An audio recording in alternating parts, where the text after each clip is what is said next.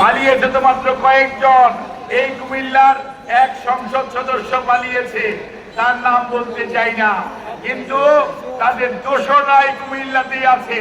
মনে রাখতে হবে, আপনাদের আশেপাশে আছে, তাদের কাছে লুণ্ঠনকৃত অর্থ আছে, তাদের কাছে আইনি বেআইনি অস্ত্র আছে, আপনাদের কাছে দুইটি খালি হাত আছে।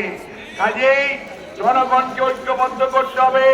সাধারণ মানুষগুলোর কাছে ৩১ দফা কর্মসূচি, যেটি আজকে শুধু বিএনপির কর্মসূচি নয়, তারেক রহমানের কর্মসূচি নয়, সারা বাংলাদেশের গণতন্ত্র মানুষের কর্মসূচি হচ্ছে ৩১ দফা কর্মসূচি, যেটি আমাদের নেতা ২০২৩-এর জুলাই মাসে ঘোষণা করেছিলেন।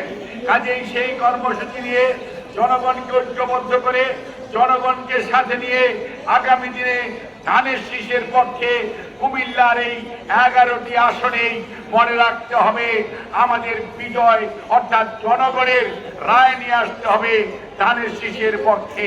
কাজেই আমরা দল করি, আমরা দলীয় শৃঙ্খলা রক্ষা করব, কোন অবস্থাতেই কোন ব্যক্তি পূজাকে আমরা প্রশ্রয় দিব না।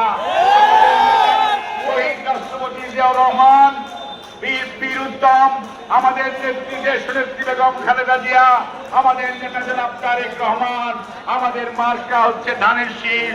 আমরা জনগণের কথা বলি, আমরা উন্নয়নের কথা বলি, আমরা মুক্তিযুদ্ধের ঘোষণা দিয়ে আমাদের নেতা মুক্তিযুদ্ধ রণাঙ্গনের থেকে অস্ত্র হাতে করেছেন, পালিয়ে যান নাই।